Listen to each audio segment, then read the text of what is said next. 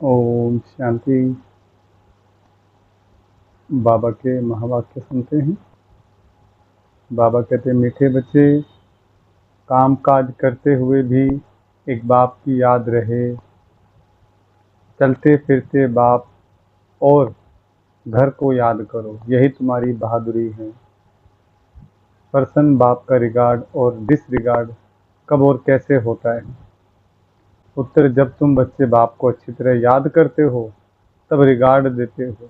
अगर कहते याद करने की फुर्सत नहीं है तो यह भी जैसे डिसरिगार्ड है। वास्तव में यह बाप का डिसरिगार्ड नहीं करते, यह तो अपना ही डिसरिगार्ड करते हो। इसलिए नामी ग्रामी केवल भाषण में नहीं लेकिन याद की यात्रा में बनो। याद का चार्ट रखो, याद से ही आत्मा सत्व प्रधान बनेगी। ओम शांति। रूहानी बच्चों प्रति रूहानी बाप समझाते हैं, यह जो 84 के चक्कर का ज्ञान समझाया जाता है, यह तो एक नॉलेज है जो तो हम बच्चों ने जन्म जन्मांतर पढ़ी है और धारणा करते आए हैं। यह तो बिल्कुल सहज है, यह कोई नई बात नहीं। बाप बैठ समझाते हैं, सतयुग से लेकर कलयुग अंत तक तुमने कितने पुनर्जन्म लिए हैं। यह ज्ञान तो सहज रीति बुद्धि में है ही। यह भी एक पढ़ाई है। रचना के आदि मध्य अंत को समझना है, सो बाप की सिवाय और कोई समझा नहीं सकता। बाप कहते हैं, इस ज्ञान से भी ऊंच बात है याद की यात्रा, जिसको योग कहा जाता है। योग अक्सर मशहूर है, परंतु यह है याद की यात्रा। जैसे मनुष्य यात्रा पर जाते हैं, कहेंगे हम फलाने तीर्थ यात्रा पर जाते हैं, श्रीनाथ या अमरनाथ जाते हैं, तो वह याद रहता है। अभी तुम जानते हो, रूहानी बाप तो लंबी यात्रा सिखलाते हैं कि मुझे याद करो। उन यात्राओं से तो फिर लौट आते हैं। यह वह यात्रा है जो मुक्ति धाम में जाकर निवास करना है। भले पाठ में आना है, परंतु इस पुरानी दुनिया में नहीं। इस पुरानी दुनिया से तुमको वैराग्य है। यह तो छी रावण राज्य है। तो मूल बात है याद की यात्रा। कई बच्चे यह भी समझते नहीं हैं कि कैसे याद करना है। कोई याद करते हैं, वह नहीं करते हैं। यह देखने में तो कोई चीज़ नहीं आती है। बाप कहते हैं, अपने को आत्मा समझ मुझ बाप को याद करना है। देखने की तो चीज़ नहीं, ना मालूम पड़ सकता है। यह उस अवस्था में कहाँ तक याद की यात्रा में कायम रहते हैं, यह तो खुद ही जाने। युक्ति तो बहुतों को बताते हैं, कल्याणकारी बाप ने समझाया है, अपने को आत्मा समझ शिव बाबा को याद करो। भले अपनी सर्विस भी करते रहो। जैसे मिसाल, पहरे पर बच्चे हैं, चक्कर लगाते रहते हैं। इनको याद में रहना तो बड़ा सहज है। सिवाय बाप की याद के और कुछ याद नहीं आना चाहिए। बाबा मिसाल दे बताते हैं, उस याद की यात्रा में ही आए जाएं। जैसे पादरी लोग जाते हैं, कितना साइलेंस में जाते हैं, तो तुम बच्चों को भी बाप और घर को याद करना है। भक्त लोग भी यही पुरुषार्थ करते रहते हैं, परंतु उनको यह पता नहीं है कि हमको वापस जाना है। वह तो समझते हैं जब कलयुग पूरा होगा तब जाएंगे। उनको भी ऐसे सिखलाने वाला तो कोई है नहीं। तुम बच्चों को तो सिखलाया जाता है। जैसे पहरा देते हो तो एकांत में जितना बाप को याद करेंगे उतना अच्छा है। याद से पाप करते हैं, जन्म जन्मांतर के पाप सिर पर हैं। जो पहले सत्व प्रधान बनते हैं, राम राज्य में भी पहले वह जाते हैं, तो उनको ही सबसे जास्ती याद की यात्रा में रहना है। कलप कलप की बात है, तो इनको याद की यात्रा में रहने का चांस अच्छा है। यहाँ तो कोई लड़ाई झगड़े की बात ही नहीं है। आते जाते अथवा बैठते एक पंथ दो कार्य, पहरा भी दो, बाप को भी याद करो। कर्म करते बाप को याद करते रहो। पहरे वाले को तो सबसे जास्ती फायदा है, चाहे दिन को चाहे रात को। जो पहरा देते हैं उन्हों के लिए बहुत फ़ायदा है। अगर यह याद रहने की आदत पड़ जाए तो बाप ने यह सर्विस बहुत अच्छी दी है, पहरा और याद की यात्रा। यह भी चांस मिलता है बाप की याद में रहने का। यह भिन्न भिन्न युक्तियाँ बताई जाती हैं याद की यात्रा में रहने की। यहाँ तुम जितना याद में रह सकेंगे उतना बाहर धंधे आदि में नहीं। इसलिए मधुबन में आते हैं रिफ्रेश होने। एकांत में जाकर एक पहाड़ी पर बैठ याद की यात्रा में रहें। फिर एक जाए व दो तीन जाएं। यहाँ चांस बहुत अच्छा है। यही मुख्य है बाप की याद। भारत का प्राचीन योग मशहूर भी बहुत है। अभी तुम समझते हो इस याद की यात्रा से पाप कटते हैं। हम सतो प्रधान बन जाएंगे तो इसमें पुरुषार्थ बहुत अच्छा करना है। बहादुरी तो इसमें है जो काम करते बाप को याद कर दिखलाओ। कर्म तो करना ही है क्योंकि तुम हो प्रवृत्ति मार्ग वाले। ग्रस्त व्यवहार में रहते धंधा आदि करते बुद्धि में बाप की याद रहे।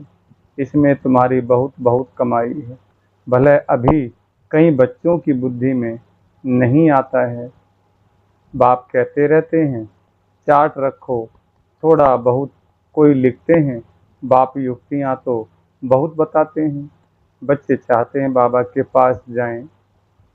यहाँ बहुत कमाई कर सकते हैं। एकांत बहुत अच्छी है। बाप सम्मुख बैठ समझाते हैं मुझे याद करो तो पाप कट जाएं क्योंकि जन्म जन्मांतर के पाप सिर पर हैं। विकार के लिए कितने झगड़ते रहते चलते हैं। विकार के लिए कितने झगड़े चलते हैं विघ्न पड़ते हैं। कहते हैं बाबा हमको पवित्र रहने नहीं देते। बाप कहते हैं बच्चे तुम याद की यात्रा में रहे जन्म जन्मांतर के पाप जो सिर पर है वह बोझा उतारो। घर बैठे शिव बाबा को याद करते रहो। याद तो कहाँ भी बैठ कर सकते हो। कहाँ भी रहते ये प्रैक्टिस करनी है। जो भी आए उनको भी पैगाम दो। बाप कहते हैं अपने को आत्मा समझ बाप को याद करो। इनको ही योग बल कहा जाता है।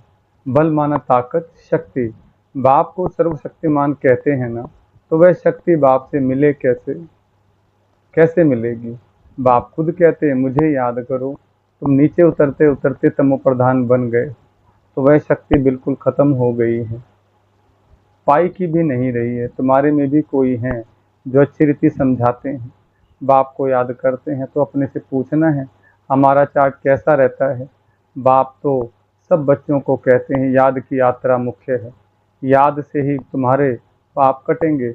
भले कोई सावधान करने वाला भी नहीं हो तो भी बाप को याद कर सकते हो ना। भले विलायत में अकेले रहो तो भी याद में रह सकते हो। समझो कोई शादी किया हुआ है स्त्री और कोई जगह है तो उनको भी लिख सकते हो। तुम एक बात सिर्फ याद करो बाप को याद करो तो जन्म जन्मांतर के पाप भस्म हो जाएंगे। विनाश सामने खड़ा है। बाप युक्तियाँ तो बहुत अच्छी समझाते रहते हैं। फिर कोई करे ना करे उनकी मर्जी। बच्चे भी समझते होंगे कि बाप राय तो बहुत अच्छी देते हैं। हमारा काम है मित्र संबंधी आदि जो भी मिले सबको पैगाम देना है। दोस्त हो या कोई भी हो सर्विस का शौक चाहिए। तुम्हारे पास चित्र तो है बैज भी है। ये बड़ी अच्छी चीज़ है। बैज किसको भी लक्ष्मी नारायण बना सकता है। त्रिमूर्ति के चित्र पर अच्छी तरह समझाना है। इनके ऊपर शिव है वो लोग त्रिमूर्ति बनाते हैं। ऊपर में शिव दिखाते नहीं। शिव को न जानने के कारण भारत का बेड़ा डूबा हुआ है। अब शिव बाबा द्वारा ही भारत का बेड़ा पार होता है। पुकारते हैं पतित पावन आकर हम पतितों को पावन बनाओ। फिर भी सर्वव्यापी कह देते हैं कितनी पाई पैसे की भूल है। बाप बैठ समझाते तुमको ऐसे ऐसे भाषण करना है। बाप भी डायरेक्शन देते रहते हैं ऐसे म्यूजियम खोलो सर्विस करो तो बहुत आएंगे। सर्कस भी बड़े बड़े शहरों में खोलते हैं ना। कितना लोगों के पास सामान रहता है। गांव गांव से देखने के लिए लोग आते हैं। इसलिए बाबा कहते हैं तुम भी ऐसा खूबसूरत म्यूजियम बनाओ जो देखकर खुश हो जाएं। फिर औरों को जाकर सुनाएं। यह भी समझाते हैं जो कुछ सर्विस होती है कल्प पहले मिसल होती है। परंतु सत्व प्रधान बनने का ओना बहुत रखना है। इसमें ही बच्चे गफलत करते हैं। माया विघ्न भी इस याद की यात्रा में ही डालती है। अपने दिल से पूछना है इतना हमको शौक है मेहनत करते हैं। ज्ञान तो कॉमन बात है। बाप बिगड़ 84 का चक्कर कोई समझा न सके, बाकी याद की यात्रा है मुख्य। पिछाड़ी में कोई भी याद ना आए सिवाय एक बाप के, डायरेक्शन तो बाप पूरे देते रहते हैं। मुख्य बात है याद करने की। तुम कोई को भी समझा सकते हो, भले कोई भी हो, तुम सिर्फ बैज पर समझाओ। और कोई के पास ऐसे अर्थ सहित मेडल नहीं होते। मिलिट्री वाले अच्छा काम करते हैं तो उनको मेडल मिलते हैं। राय साहब का मेडल सब देखेंगे, इनको वाइस राय से टाइटल मिला है। आगे वाइस राय होते थे, अभी तो उनके पास कोई पावर नहीं है। अभी तो कितने झगड़े लगे पड़े हैं, मनुष्य बहुत हो गए हैं, तो उनके लिए जमीन चाहिए। शहर में अभी बाबा स्वर्ग की स्थापना कर रहे हैं, इतने सब खल्लास हो, बाकी कितने थोड़े जाकर रहेंगे। जमीन ढेर होगी, वहाँ तो सब कुछ नया होगा। उस नई दुनिया में चलने के लिए फिर अच्छी रीति पुरुषार्थ करना है। हर एक मनुष्य पुरुषार्थ करते हैं बहुत ऊंच पद पाने का। कोई पूरा पुरुषार्थ नहीं करते तो समझते हैं नापास हो जाएंगे, खुद भी समझते हैं हम फेल हो जाएंगे, फिर पढ़ाई आदि को छोड़ कर नौकरी में लग जाते हैं। आजकल तो नौकरियों में भी बहुत कड़े फायदे निकालते रहते हैं, मनुष्य बहुत दुखी हैं।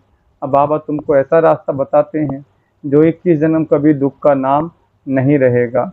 बाप कहते हैं सिर्फ याद की यात्रा में रहो। हो सके रात को बहुत अच्छा है, भले लेटे हुए याद करो। कोई को फिर नींद आ जाती है, बूढ़ा होगा जागते बैठ नहीं सकेगा तो जरूर सो जाएगा, लेटे हुए बाप को याद करते रहेंगे, बड़ी खुशी अंदर में होती रहेगी, क्योंकि बहुत बहुत कमाई है। यह तो समझते हैं टाइम पड़ा है, परंतु मौत का कोई ठिकाना नहीं। तो बाप समझाते मूल है याद की यात्रा। बाहर शहर में तो मुश्किल है, यहाँ आते तो बड़ा अच्छा चांस मिलता है। कोई फिक्रात की बात नहीं, कोई फिक्र की बात नहीं, इसलिए यहाँ चार्ट बढ़ाते रहो, तुम्हारे कैरेक्टर्स भी सुधरते इससे सुधरते जाएंगे। परंतु माया बड़ी दुस्तर है, घर में रहने वालों को इतना कदर नहीं रहता है जितना बाहर वालों को है। फिर भी इस समय गोपों की रिजल्ट अच्छी है, भाइयों की रिजल्ट अच्छी है। बाबा ने बोला कई बच्चियां लिखती हैं, शादी के लिए बहुत तंग करते हैं, क्या करें। जो मजबूत सेंसिबल बच्चियां होंगी वह कभी ऐसे लिखेंगी नहीं, लिखती हैं तो बाबा समझ जाते हैं रीढ़ बकरी है। यह तो अपने हाथ में है जीवन को बचाना। इस दुनिया में अनेक प्रकार के दुख हैं। अब बाबा तो सहज बताते हैं, तुम बच्चे तो महान भाग्यशाली हो, ये तो अपने हाथ में है जीवन को बचाना। इस दुनिया में अनेक प्रकार के दुख हैं। अब बाबा तो सहज बताते हैं, तुम बच्चे तो महान भाग्यशाली हो जो आकर साहिबजादे बने हो। बाप कितना ऊँच बनाते हैं, फिर भी तुम बाप को गाली देते हो, सो भी कच्ची गाली। इतने तमो प्रधान बने हो जो बात मत पूछो, इससे जास्ती और क्या सहन करेंगे। कहते हैं ना, जास्ती तंग करेंगे तो ख़त्म कर देंगे। तो यह बाप बैठ समझाते हैं। शास्त्रों में तो कहानियाँ लिख दी, बाबा युक्ति तो बहुत सहज बताते हैं। कर्म करते हुए याद करो, इसमें बहुत बहुत फ़ायदा है। सवेरे आकर याद में बैठो, बहुत मज़ा आएगा, परंतु इतना शौक नहीं है। टीचर स्टूडेंट की चलन से समझ जाते हैं यह फेल हो जाएंगे, बाप भी समझते हैं यह फेल हो जाएंगे, सो भी कल्पांतर के लिए। भले भाषण में तो बहुत होशियार हैं, पर दर्शनी भी समझा लेते हैं, परंतु याद है नहीं, इसमें फेल हो पड़ते हैं। यह भी जैसे डिसरिगार्ड करते हैं, अपना ही करते हैं। सिर्फ बाबा का तो डिसरिगार्ड होता नहीं। ऐसे कोई कह ना सके कि हमको फुर्सत ही नहीं याद करने की, बाबा मानेंगे नहीं। स्नान पर भी याद कर सकते हो, भोजन करते समय बाप को याद करो, इसमें बहुत बहुत कमाई है। कई बच्चे सिर्फ भाषण में नामी गिरामी हैं, योग है नहीं, वह अहंकार भी गिरा देता है। अच्छा, मीठे मीठे सिखला दे बच्चों प्रति माता पिता बाप दादा का याद प्यार और गुड मॉर्निंग। रूहानी बाप की रूहानी बच्चों को नमस्ते। हम रूहानी बच्चों की रूहानी बाप दादा को याद प्यार गुड मॉर्निंग और नमस्ते बाबा नमस्ते। शुक्रिया आपका। धारणा के लिए मुख्य सार, पहला पॉइंट, सर्वशक्तिमान बाप से शक्ति लेने के लिए याद का चार्ट बढ़ाना है। याद की भिन्न भिन्न युक्तियाँ रचनी है। एकांत में बैठ विशेष कमाई जमा करनी है। दूसरा, सत्व प्रधान बनने का ओना रखना है। गफलत नहीं करनी है। अहंकार में नहीं आना है। सर्विस का शौक भी रखना है। साथ साथ याद की यात्रा पर भी रहना है। वरदान, सब कुछ बाप हवाले कर कमल पुष्प समान न्यारे प्यारे रहने वाले डबल लाइट बहू। वरदान का विस्तार, बाप का बनना अर्थात सब कुछ बाप को दे देना। डबल लाइट का अर्थ ही है सब कुछ बाप हवाले करना। यह तन भी मेरा नहीं, तो जब तन ही नहीं तो बाकी क्या, आप सबका वायदा ही है। तन भी तेरा, मन भी तेरा, धन भी तेरा, जब सब कुछ तेरा कहा तो बोझ किस बात का। इसलिए कमल पुष्प का दृष्टांत स्मृति में रख सदा, न्यारे और प्यारे रहो तो डबल लाइट बन जाएंगे। स्लोगन, रूहानियत से रोग को समाप्त कर स्वयं को शरीर की स्मृति से गलाने वाले ही सच्चे पांडव हैं। अच्छा, ओम शांति।